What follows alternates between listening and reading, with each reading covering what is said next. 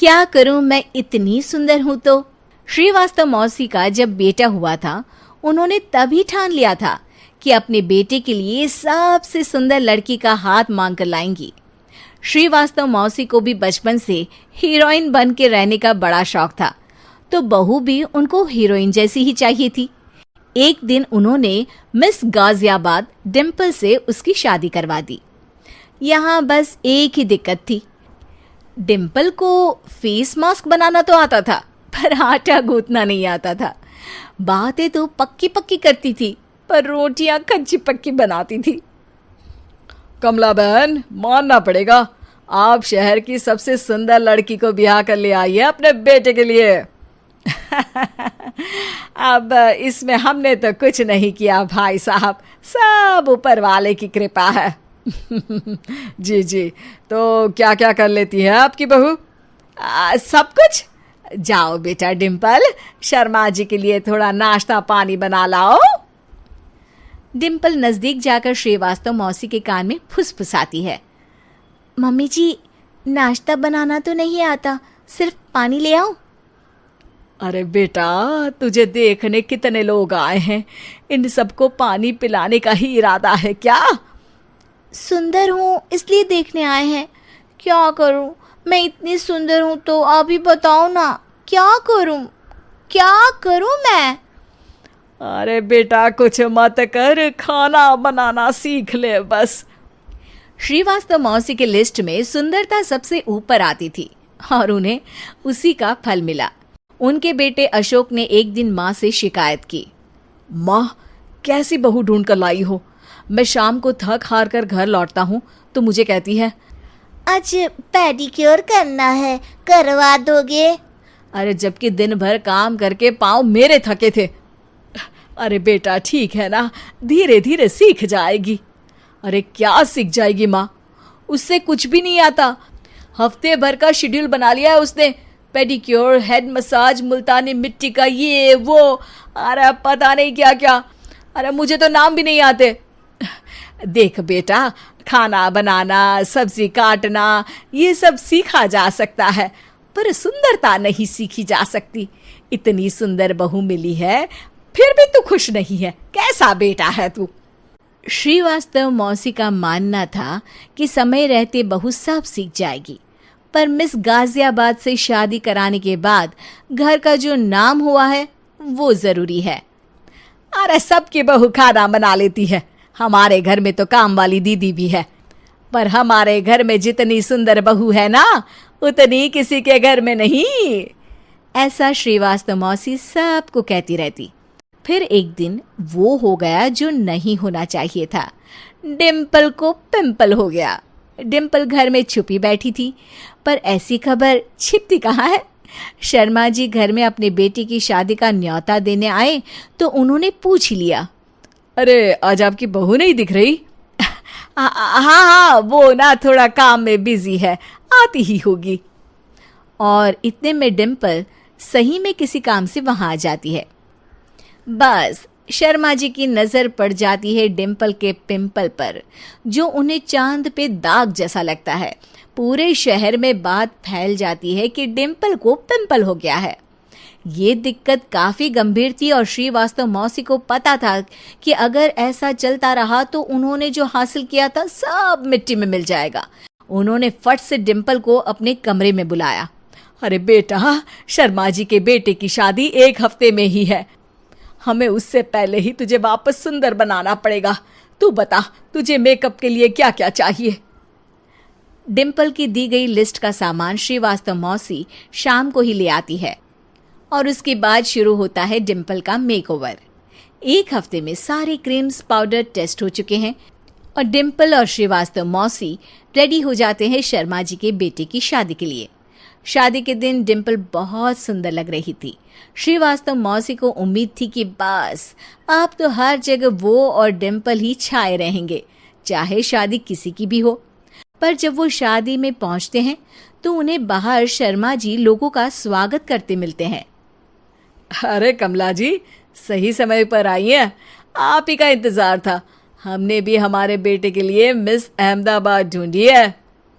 डिम्पल और श्रीवास्तव मौसी दोनों के मुंह खुले के खुले रह जाते हैं शर्मा जी की बहू को देखकर। वो तो डिम्पल से भी ज्यादा सुंदर थी। क्यों, हमने भी अच्छी बहू ढूंढी है ना? हाँ हाँ शर्मा जी, बाकी आजकल के ज़माने में सुंदरता से क्या होता है भाई। देखो, बूढ़े तो सब होते हैं। मैं तो मानती हूँ कि बस रोटियां गोल बना दे, इससे ज्यादा क्या चाहिए। सुंदरता का क्या है, ढल जाती है, पर गुण वो हमेशा रहते हैं। अरे बाबा, इतना बड़ा ज्ञान आपको कोई गुरु भी नहीं देता जितना बड़ा ज्ञान आपको एक छोटे से पिंपल से मिल गया। अगले दिन जब अशोक डिम्पल से बात कर रहा होता है, कल शादी में मिस अहमदाबाद के बाद सब मिस गाजियाबाद यानी तुमको ही देख रहे थे। क्या करूं, मैं इतनी सुंदर हूं तो आप ही बताओ क्या करूं। क्या करूं मैं तो कहती हूं कि घर का कोई काम कर या फिर बाहर अपने लिए कोई काम ढूंढ ले। है? क्या कहा माँ जी? हाँ जी, सुंदरता का क्या है। कल तूने मिस अहमदाबाद से मात खाई, आगे कोई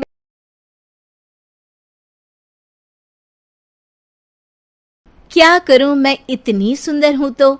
श्रीवास्तव मौसी का जब बेटा हुआ था, उन्होंने तभी ठान लिया था कि अपने बेटे के लिए सबसे सुंदर लड़की का हाथ मांग कर लाएंगी।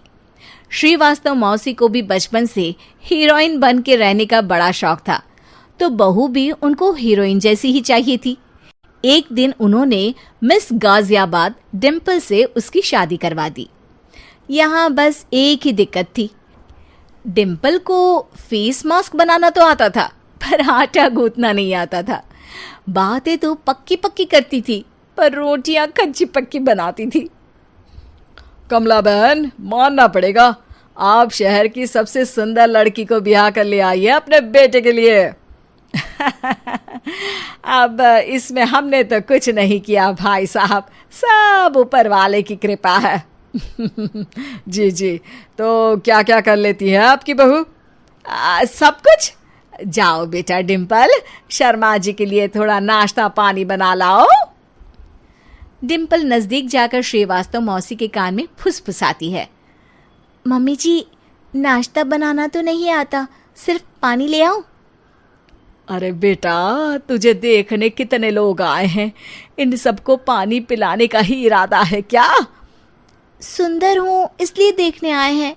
क्या करूँ, मैं इतनी सुंदर हूँ तो आप ही बताओ ना, क्या करूँ, क्या करूँ मैं?